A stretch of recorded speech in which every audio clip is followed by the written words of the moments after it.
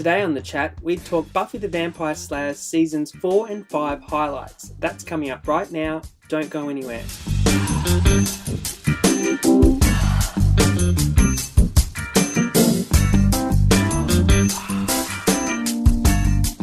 Welcome to the chat with Jay and Kay. I'm Jay O'Reilly, and as always, my gorgeous co-host is the lovely Miss Kay. Hey, Miss Kay. Hey. So let's jump straight into it.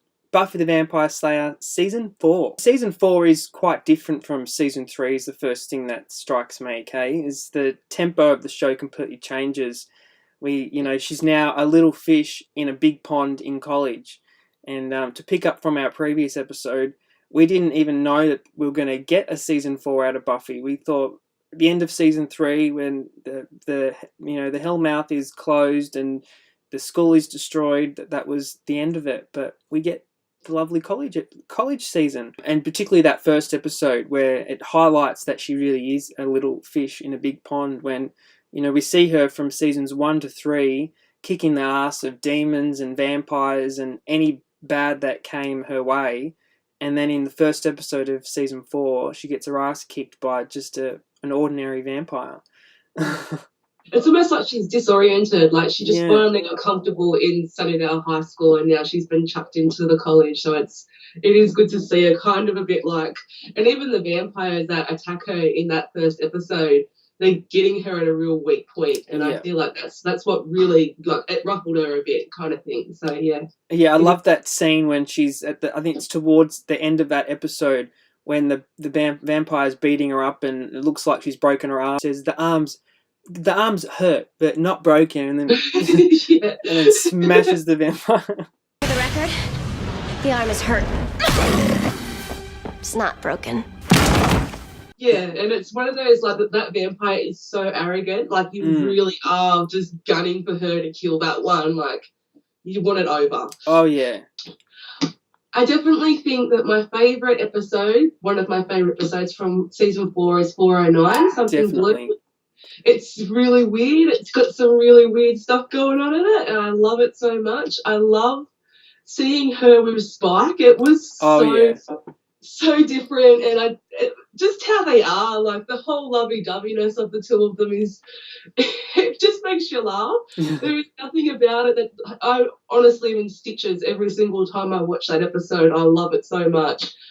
And the whole way through it, because Willow has been having her will done on them all, and she says, why don't you just go marry Spike? She tells Giles that he's going to be blind, and I love that he's there he's like kind of stuck with Buffy and Spike while they're going through this situation. And he's disgusted. Oh, he's it's priceless. Drinking a lot, and so he should, because it's just, I think it's his worst nightmare. And it's like the start of the episode, it shows him wanting to kill them. Yeah. They won't stop fighting with each other. But at the same time, then that happens, and it's like a complete turnaround, and he doesn't want that happening. And my favourite part of the whole episode is when, because he's just sitting there like, what am I going to do? Really trying to figure out what's happening. And she just walks over to him and says, how she hasn't heard from her father in a long time, and it doesn't matter because it's a day about family, and it should be about family, and she asked him to walk her down the aisle, and for a second he completely forgets what's going on. He's so touched by it. I love that. And then he's like, no. That's everything that scene. I love that episode too, and it's the start of Willow's incredibly tumultuous trip on this magic bandwagon, which spans over several seasons. But we start to see her come into her own power. And that's what I love about season 4, is it's really all about the personal developments between each of the characters, and we see them, they are separate in a lot of the episodes. Yeah.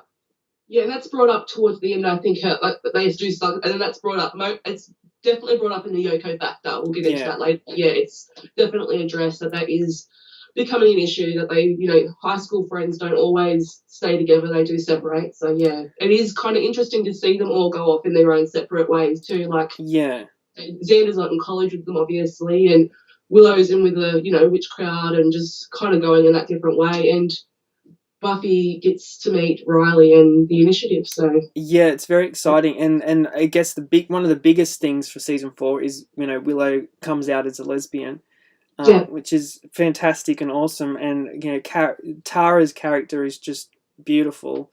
Yeah, she's a doll. She absolutely is. So that's another highlight for me of season 4 is Willow's relationship with Tara, and the Initiative is another exciting aspect of it. We finally see the government getting involved in the demon fighting, which proves they're completely in over their heads. Yeah. So that's some interesting stuff too, especially with Professor Walsh. She's an interesting character to say the least. Yeah. And unfortunately, I really love a later episode. I can't remember the name of it. Where Giles gets turned into a demon momentarily. Yeah. He starts chasing her up the street while he's in his demon form just to scare her because he just hates it so much.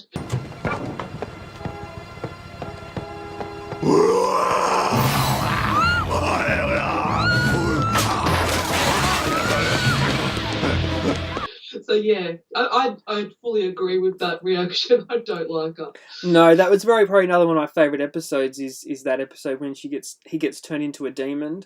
And then Buffy at the last minute can, see Giles in the demon's eyes and stops from completely killing him. She still stabs him, but but she actually says to him, "No." He said, "How did you know it was me?" And she's like, "No one else is ever that irritated with me." Yeah, priceless. Yeah. How did you know it was me? Your eyes. You're the only person in the world that can look that annoyed with me. So, the Halloween episode is another one of my favourites, and particularly the scene where we see Anya dressed up as a bunny, and it's first introduced to us how she's been a vengeance demon for 1,000 years, but somehow she's completely petrified of just an ordinary bunny rabbit. Yeah.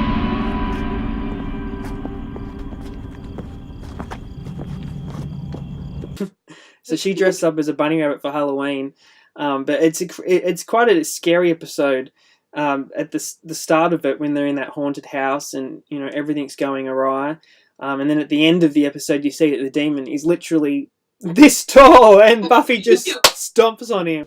They're all going to abandon you, you know. Yeah. Yeah. So it's one of my favourite episodes, but particularly, because we see Anya's character start to come into it more, and we see her little idiosyncrasies, and she's just hilarious. Yeah, she very quickly becomes one of my favourites when she came into, especially in that season. You didn't really get to know much of her in the previous seasons, but that one she really comes into her own, and she's really hilarious. I love an episode where he's working in the ice cream truck. Yeah. And she says, "We're breaking up, aren't we?" And he's like thrown back by it. She's like, "We didn't have sex last night. You think you don't find me attractive anymore." It's like everything is such a simplistic view because she's so new to the human life kind of. So it's really cool to watch her kind of go into it. Oh yeah, she's fantastic. She just gets better and better. Season 5 is where she really hits her high point though for me. But we'll get to that in season 5. So the next part that I really loved about season 4 was the Initiative's now experimenting with trying to control demons, and Spike's their first test subject. And we see him escape from the Initiative with the chip in his head, so he can't bite anybody, and we see him try to kill Willow, which is so hilarious. He obviously can't bite her, and he doesn't know what's going on. And he's then you see a scene where he's sitting there on the bed looking down, and he's saying, "Oh, this has never happened to me before." And she's like patting him on the back, going, "It's okay. Look, maybe we'll just wait half an hour and then try again." And Spike's like, "Oh yeah." And she's like, "Oh, hang on a minute," or not, and smashes him over the head. That kind of conversation a woman has with a man when he's like impotent kind of thing. But then she sort of comes to and she's like, "Hang on a minute, what the hell? I'm out of here." The nurturing really takes over in that moment, and then she's like, "Oh, hang on, no, yeah." She really feels for him for a moment there. So I love that episode. Yeah, me too. Understand. This sort of thing's never happened to me before. You're being too hard on yourself. Why don't we wait a half an hour and try again? Or... So the next one on my list is definitely 420. It's the Yoko factor, it's awesome. It's like really, really good. And I was never a big fan of Riley, especially when I was younger, because I loved Angel so much. But even now, as I'm older, like we said in the previous episode, I didn't really see their relationship, like Angel and Buffy's relationship, like really the way I did when I was younger. It was kind of a naive view of it. But now that I'm older, I watch it and I'm like I don't see it. But as much as I didn't see that, I really don't like her with Riley. I don't like Riley's character. And we talked about this in the previous episode too, where he's just kind of a bit of a one-dimensional character. Yeah. He didn't have enough added to him to make me care. No. I just didn't really care about what happened to him. I found him very boring, and like it's not like he had a very boring storyline. I don't know, he just never did it for me. So in the Yoko factor, when Angel returns and they get into a fight, yes, and Angel pretty much just beats the crap out of him. It's really good. I loved seeing that. That would have made me really happy. And then they get to the scene where she's at her dorm and Angel and Riley are both there, and she kind of takes that Angel out into the hallway to talk to him, and you see Angel kind of give Riley this smarmy smile. like she's chosen me. That made me so happy because it's just a bit like, I don't know, it was a little bit, I didn't like how Riley came across in a lot of the scenes, and that was definitely one of them where I was a bit like, if she asked you to do something, you kind of have to do it. Like, not in a controlling way, but in the fact that it's her life and she's going to live it however she wants to live it. And that should be like, a given. Yeah, definitely. Absolute favourite part of the episode, what we were talking about a bit earlier, is because Spike has kind of started these arguments between a lot of them without them really knowing, and so hilarious. It's easy for him to do because they are actually having these strained relationships at the moment where they are kind of moving apart from each other. Yeah, so which goes on through the whole season, yeah. Yeah, and it didn't take much for him. No. Like she says it in late episode 2, things were stirrable. Like it didn't take him long to stir trouble because it was just sitting there waiting for someone to kind of play on. But the three of them are standing around having this argument, and Giles is literally falling over drunk in the background. He's like, I'm not going to miss a single minute of this, and he just goes down, and they're arguing, and they're talking about when everything started to go bad, and Willow says, it's been bad for a while. It's been bad since me and Tara, and by this point you can hear Giles stumbling around upstairs, and it finally clicks into Xander what's going on. Yeah, that's right. It's kind of like, why is it? Because you and you and Tara are, and he's just clicking in, and that's when you hear Giles upstairs just go, bloody hell. Yeah, that's priceless. He has obviously been onto this for quite some time now. Certainly haven't been right since Tara. We have to face it. You can't handle Tara being my girlfriend. No! It was bad before that, since you two went off to college and forgot about me. Just left me in the basement to Tara's your girlfriend? Bloody hell. Priceless moment from Giles there. He spends most of season 4 drunk. He does spend a lot of season 4 drunk because he's been like, not only from being fired, he got fired way earlier on, but he still had the role as the Watcher. Whereas in this season, it's like we were saying, they all separate, not just the younger ones, but her from him. She stops training with him. And even in that episode, when he's drunk, and she's saying how she's going to go fight out, and he's going, well, you don't train with me anymore. He's going to kick your ass. She's just like, what the hell? He's on fire. He really is. He plays drunk very well. Oh, yeah. So that brings us straight to the season finale of season 4. It happens on the second last episode, and then the last episode is something completely different. So I love the finale when we see them all join their essence with that spell that they do. It's really cool and powerful, and Buffy's turned into this super warrior. And the scene when she puts her hand up and the missile that Adam shoots turns into birds. It's so cool.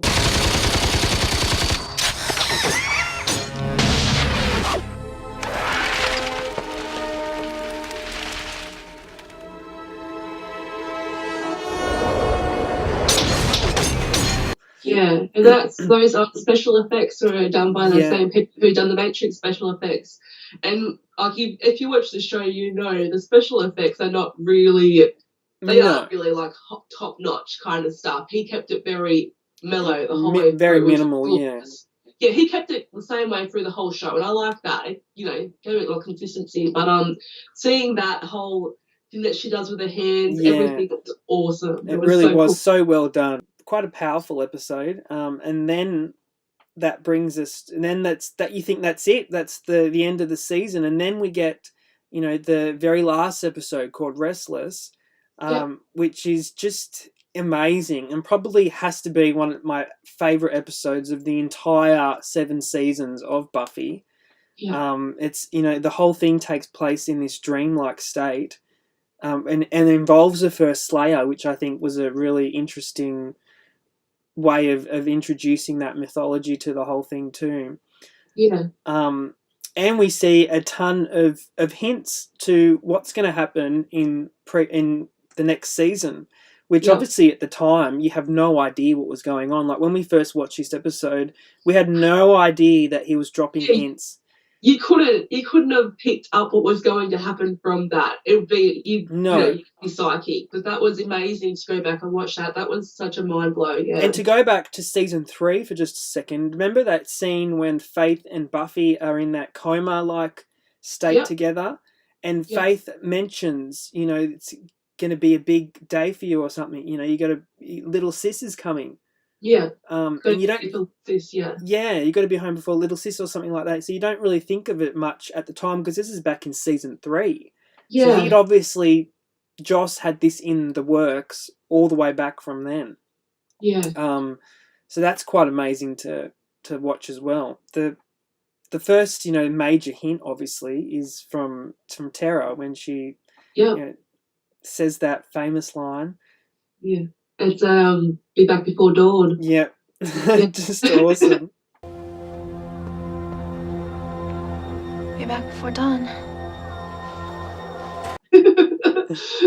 And again, you don't know what it means. You have no possible way of knowing. And then even if you were really clued on, you know what I mean, like really, really clued on, he chucked in a lot of real weird stuff that still to this day doesn't make sense. The man with the plate of cheeses, that to this day, I don't know, does it make any sense to you? Does that mean anything to you? A little space for the cheese slices.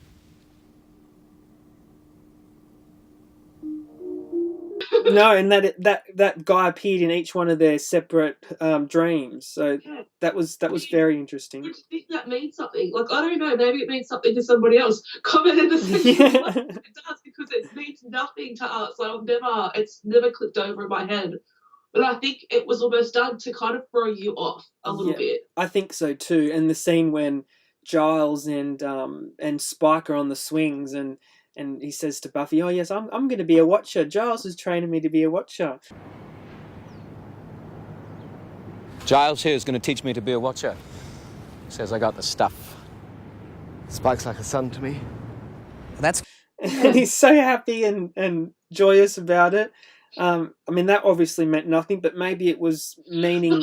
No, see, I always looked at that scene, and it kind of gave me. I think I'll be jumping ahead to say this, because there is going to be an episode we talk about later on. But Tabula Rosa, there is a real kind of father-son thing happening in that, and it's kind of a little bit foreshadowing of that. Even I'm pretty sure the outfit he's wearing is very similar. I'd have to go and check up on that, but yeah, there's a weird kind of thing happening in that scene. Yeah. Unless it was, precursing the fact that Spike was going to become, quite a close character. Yeah. He from that point onwards, he becomes, one of the main cast members. So that was interesting. And also something that, you know, at the time we thought, because after season 5 had started and we realised that there was hints in this episode, we went back and watched it over and over again. And that scene when you see Giles's girlfriend pregnant, we thought, oh, that obviously has to mean something, but that never came to anything. And that's what I've got to say is, you know, I wish that they had have explored his relationship with her a bit more. We only ever see her once or twice, I think, from that point on, or maybe we don't see her at all again. But I think at the end of the gentleman episode is when she kind of lets him know that she can't. Yes. It's too much for her. The lifestyle that he leads kind of thing is too much. The Gentleman was another one of my favourite episodes, and it was so scary, and the whole episode was pretty much done without any words. So the script writers had it easy for that episode. There was basically no words spoken, which added to the whole horror of the whole thing, especially the scenes when the gentlemen are cutting the hearts out of these people and they're screaming, but you know they can't be heard.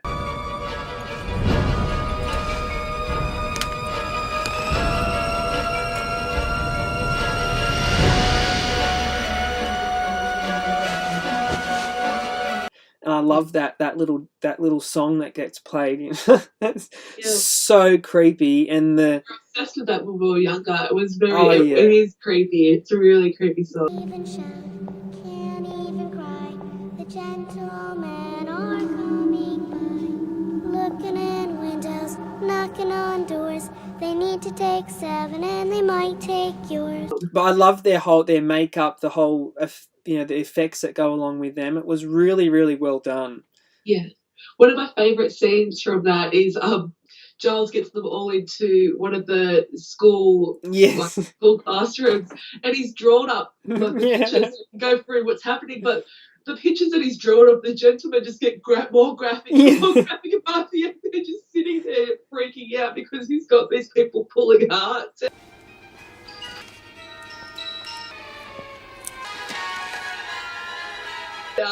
My favourite part of that though is when he gets to as a slide of Buffy and it's this little and she points to her leg and he goes like, what?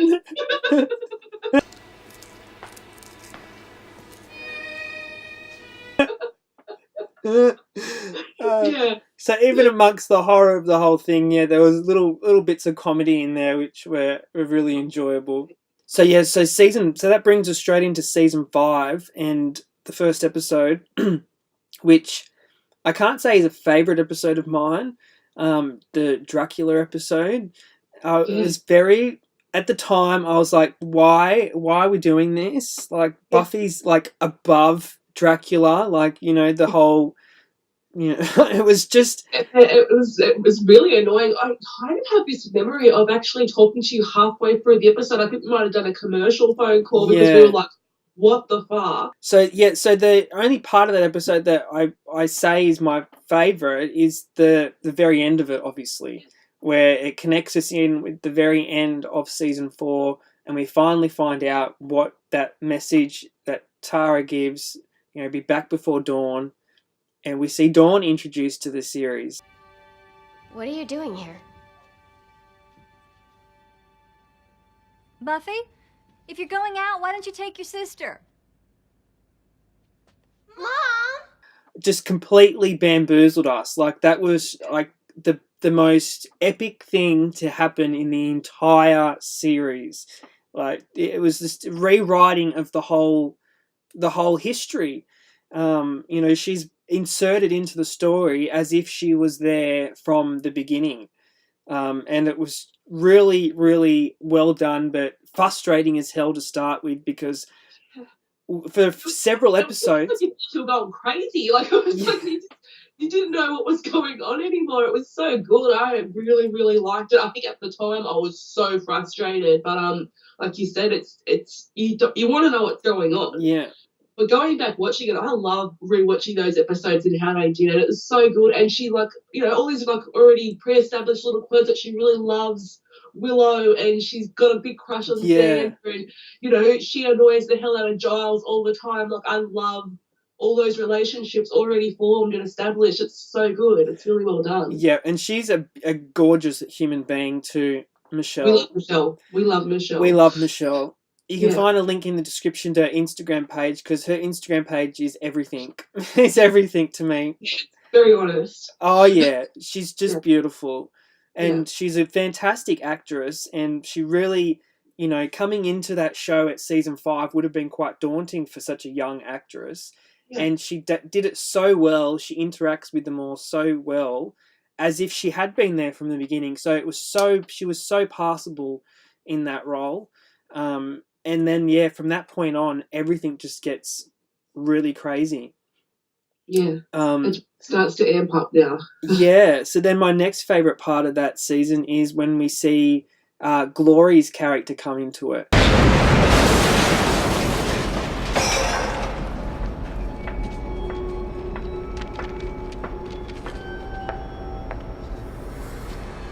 There you are. I've been looking all over for you. And she's probably one of my favourite villains in the whole series.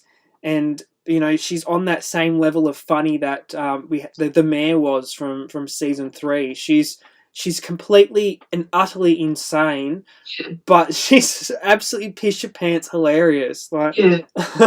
She really is. She's gold. Oh, yeah. So my next favourite episode for season 5, other than I love the introduction of Dawn, and I love the introduction of Glory and that, but I really love seeing 507 where it's Fall for Love, and you get to see more of Spike's backstory. Yeah. And you get to see him not only fight the Slayers, but you get to kind of see there's a lot of rejection themes that are really tangled up in it, and I love seeing that. It just really shows him why he is the way he is with a lot of stuff. And you not only see a rejection with Cecily, who's his, you know, pretty much the girl who pushed him over the edge, like as a person, it really broke his heart. But then you see him being rejected by Angel, like he's not allowed to be a part of the group until he kills the Slayer and gets acceptance. And then you see him go through time again and get rejected by Drusilla after he pretty much goes behind her back and works with Buffy in an earlier season to pull everything apart. But then again, with Buffy in the end, she says the same thing to him that Cecily said to him, which is, you know, you're beneath me, that she wouldn't bother with him. And I really, really, I feel like that's kind of the start, but what was for me anyway, of watching their relationship really form into something. Like I really got to see this side of it. And in the end, he's got a shotgun, and because she triggered him, something really deep in him, which I do think he has got problems with rejection and that. And I do think at the start, his obsession with her kind of stemmed a lot from that.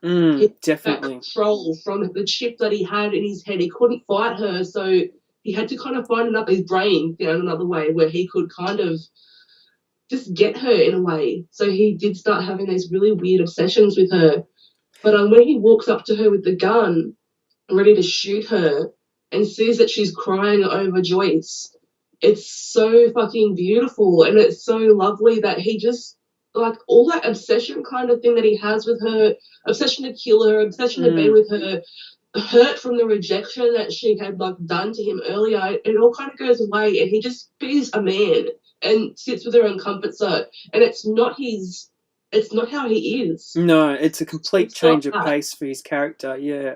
That's what I love most about Spike is you look at Angel and, like, you know, no offense to him, the character, all that kind of stuff. I love him so much, but when he's bad, he's bad. Oh, yeah. He's still so much humanity. I think maybe because before Angel turned into a vampire, he wasn't that great of a person anyway. He was a sleazebag. Whereas I feel like he just kind of got up in degrees of evilness. But with Spike, he was so good and sweet before he turned. So he never got to go up that high on the evil rank. Yeah. It's all fueled by different kinds of things that have happened to him where he wants to be number one in that. But I love that he just kind of starts to really fall into that man that he was. And he sits there with her and gives her a pat on the shoulder and just sits with her. And I love that. It's one of my favourite scenes of the season. Yeah, it is beautiful. And we do see that, you know, from that point on, Spike, you know, feelings for Buffy grows. and and it builds up and builds up. And then another part in that season is when we do finally find out that the story behind Dawn, that she is the key to to the dimensions, that this thing that holds up the walls to all the other demon dimensions. The key. You must protect the key. The key is energy. It's a portal. Gave it form, molded it flesh, made it human, and sent it to you. Dawn. She's the key. So another part was when Giles buys the magic shop. Was another high point for me, and then he gives Anya a job, which again just adds to the hilarity of her character. And the hand of Glory packed some serious raw power. Better institute a 7-day background check for... Anya! Would you like a job? Okay. And she realizes what this whole money thing's all about, and she's like completely obsessed with it from that point on. She everything to her is dollar signs, and she's really good at it though. Turns out to be a fantastic. I think you get to see that in the second episode of the season when they're playing Life, the game of life. Yes. And she starts winning, and she realizes she's winning, and at one point she says, "Can I trade these children in for money?" Like, it's like when it really starts to click into her head that money is what makes the world go around. Oh, I'm so pleased. Can I trade in the children for more cash? Yeah, and it gives her a drive. It gives her a bit of a purpose to her human life. So that was another, part that I loved about season 5. And then we see Dawn find out that she's the key, and that's got to be another one of my favourite episodes. So they sent the key to her in human form, in the form of a sister.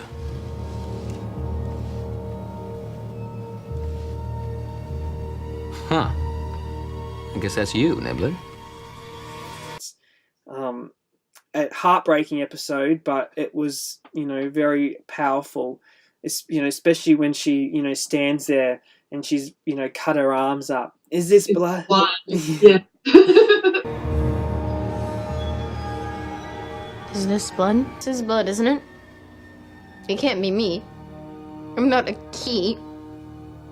I'm not a thing. Oh, sweetie, no. What is this all about? Fantastic. Really well played by Michelle, that scene. Yeah, definitely. It was amazing. Yeah, and then you see Buffy turn it all around, and she gets those lines in about, it's Summer's blood, it's just like mine. Blood. It's Summer's blood.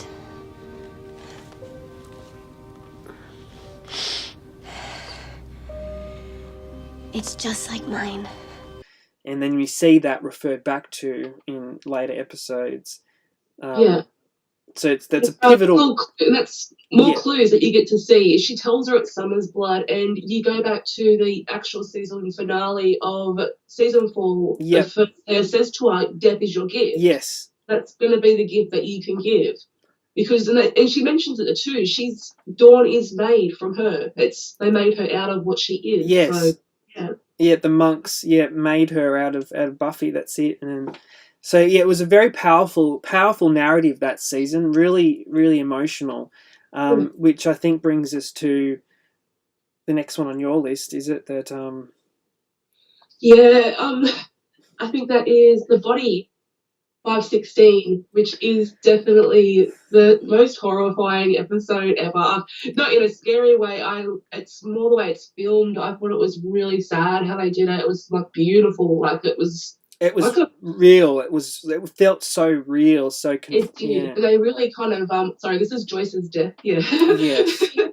And I feel like the way they filmed it and everything, it was like you kind of go into this state of shock with her. Mm. And she's not someone who is like, she knows what death is, but she can, she feels that her mother's body is cold, and she's still trying to do CPR and do all these things, even though she knows that this woman's dead, and she keeps going. And that kind of really it makes everything really scary and sad for her. Yeah. You don't know what way things are going to go. And what I really love about that whole episode is they kind of go through the stages of grief, not just with her, but they show them in the other characters. Tara, the whole way through it, Tara has a real acceptance of what's happening because she's already lost her own mother, and she is kind of like very the rock of the group at that time. She's not falling apart, whereas you look at Xander at one point punches a wall. Yeah. And like that's anger, obviously, and you have Denial in Dawn, who literally says to her sister, "I don't believe this isn't happening," and she doesn't really get to that point until the very end of the episode. Yeah. Well, yeah, that's it. It's very, very heart-wrenching, and it was sort of alluded to that something was going to happen with Joyce. She has that whole sickness, the cancer thing, the tumor, and I just had a feeling that whole time when we were first watching those episodes that it wasn't going to end well. Even though an episode before she does die, she's given the clean bill of health by the doctors. I do. I love that obviously, I really loved her character. One of the relationships I loved her most with was her relationship with Spike and the conversations that they had and just the connection they had and everything. But it was interesting to finally see someone die of natural causes. Yeah. And I don't actually think that did happen previously. And I know what you're talking about with that gap that you kind of feel, like you can really feel a vacancy when you're watching the episodes and she's not there in the house with them. But I think that's what made it so much more powerful, because you don't realise how much Joyce was holding that place together, because financially and emotionally everything starts to really fall apart. She really was an adult figure, and I think you don't really realise that a lot of the time, because you watch her grow up and you have, she is older than what she started, so you don't really take on the fact that Joyce was really looking after the show a lot. Yeah, so, and then at the same time we had Giles preparing to leave for England, so it was like, and which was basically her father. Buffy had to really start to become an adult. She didn't have a choice. She had Dawn to take care of, and I think that's another, like, if Joyce's character had to die, I'm glad that they inserted Dawn there to have that, connection with Buffy, because otherwise I think it would have been a very different reaction if she was completely alone, no Dawn to look after, which sort of centered her attention after Joyce died. She didn't have time to grieve too much, although you see in that episode, a few of those episodes where she does have her private breakdowns, but when it's with Dawn, she's very much becomes the mother figure. Yeah. And that's what I really love about that whole thing, is it was a very, you don't really, it showed her just doing things, keeping herself busy and keeping things moving forward, and that is such a real reaction. Obviously, everyone reacts to death differently, but that was such a realistic reaction. She was just trying to keep things going as normally as possible, and I really love the conversation that she has with Tara in the morgue. Yeah, it's probably one of their first real heart-to-heart conversations, and what she says to her, I think, is really important. It really kind of gives the audience an idea too of that different reactions are okay, kind of thing. And I love that. I love that whole conversation. It's one of the best things. Yeah, it was. Another part of season 4 I loved was the episode when you see the Watchers Council come back into it. And, they put all these demands on Buffy and Giles and threaten to deport him and, etc.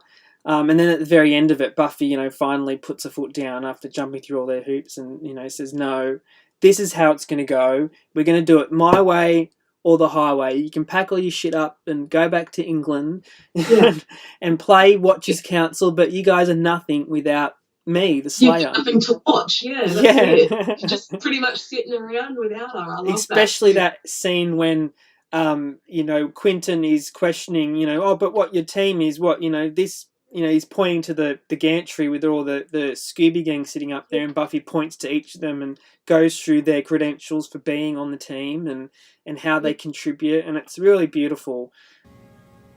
We're talking about 2 very powerful witches and a 1,000-year-old ex-demon. Willow's a demon? The boy's clocked more field time than all of you combined. He's part of the unit. I love that scene. when they're talking, she says that she wants Giles to go back on the payroll. Yes, retrospectively. Stated at full salary. Retroactive. To be paid retroactively from the month he was fired.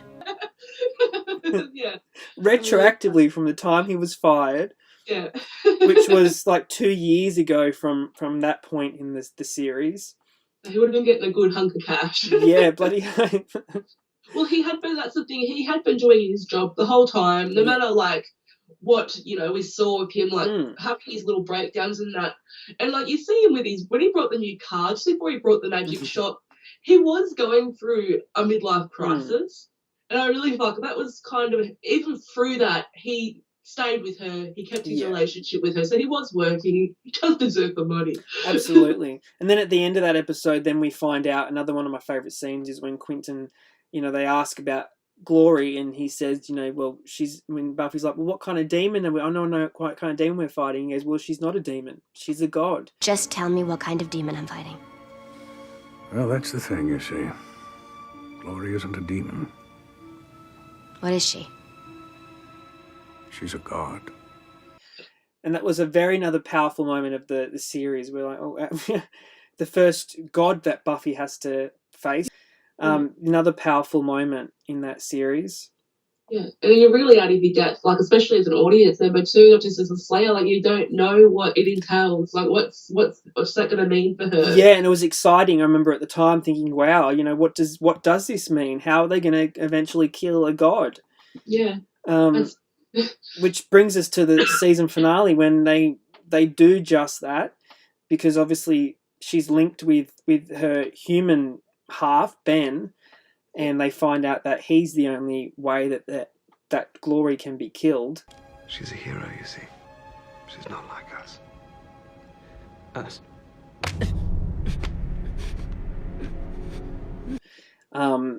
And relates back to season 4, this last episode, like we were saying before, because Buffy finally has the realization that death is her gift. It's me. The monks made her out of me. Death is your gift. Death is your gift. What the first Slayer told her in that dream, and she finally figures out that that's how she can stop it all. It's what she has to do, and it was so emotional. I remember crying like a baby watching that for the first time. But she's very mature about it. Obviously, she's already gone through the loss of Joyce, etc. She's been hardened by it, and she's not sad by the fact that she's about to die. She's doing it for all the people that she loves. Yeah.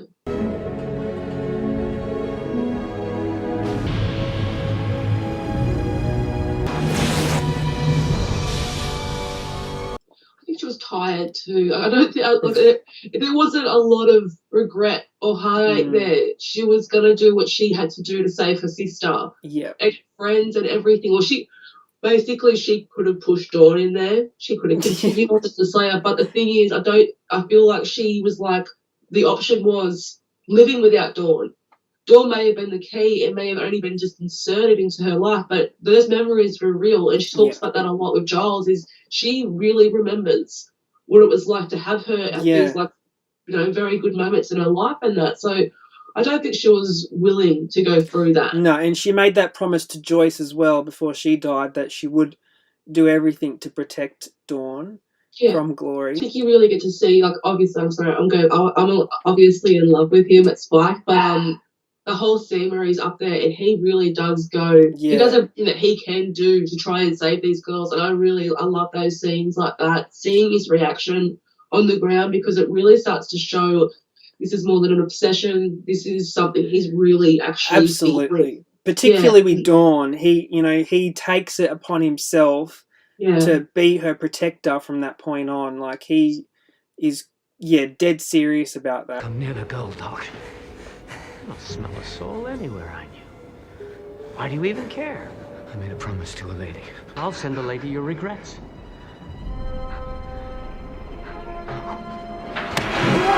Well, I think before they went up there, before they go up onto to finish off the season finale, she says to him that he's to protect her. Yeah, no matter and what. Do it.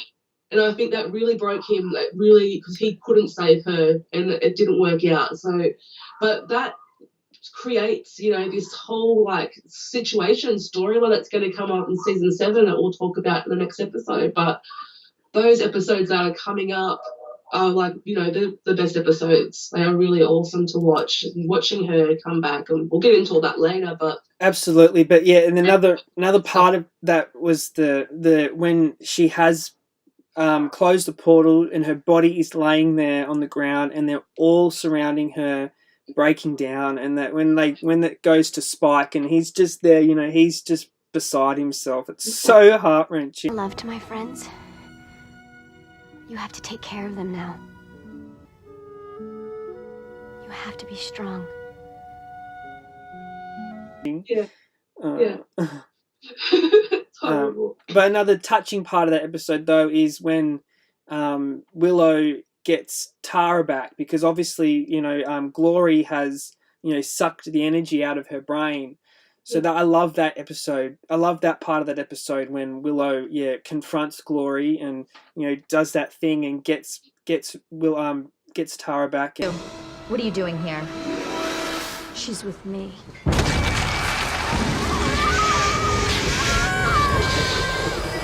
And that beautiful, touching scene where, you know, she said, "I'll always find you." Yeah. Beautiful. I got so lost. I found you. I will always find you. It really is. And one of the other parts I love, which is the final scene where they show Buffy's grave and it actually says on it, "She saved the world." A lot. I love that. That was really cool.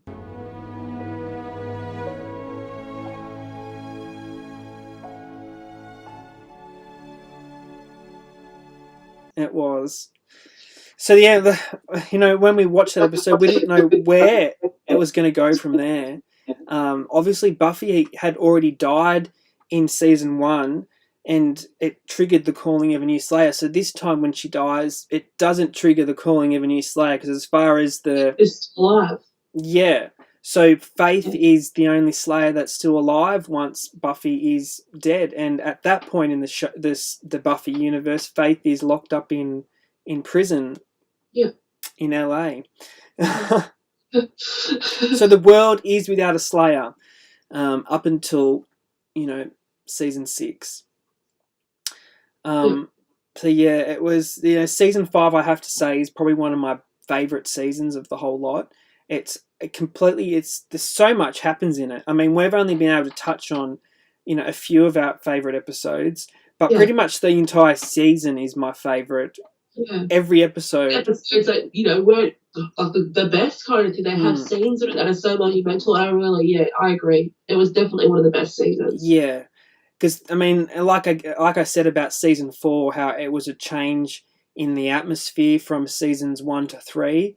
And then you have season 4, and then season 5's a different atmosphere altogether. And then from season 6 and 7, everything's just turned on its head. Nothing is the same.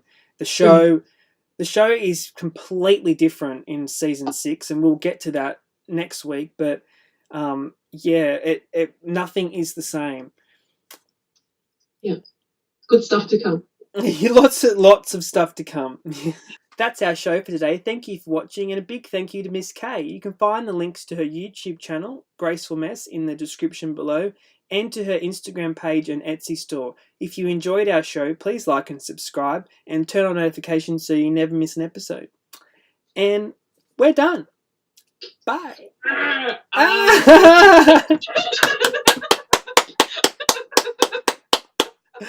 That is so cool. I love that. Do that again. Do it again. You know how surreal that looks? Did it freak you out? Yeah. I didn't want to tell you about it because I wanted like a real reaction. And I also didn't want to ruin your outro. That was hilarious. That is so cool. He is awesome. Oh, grr, arr.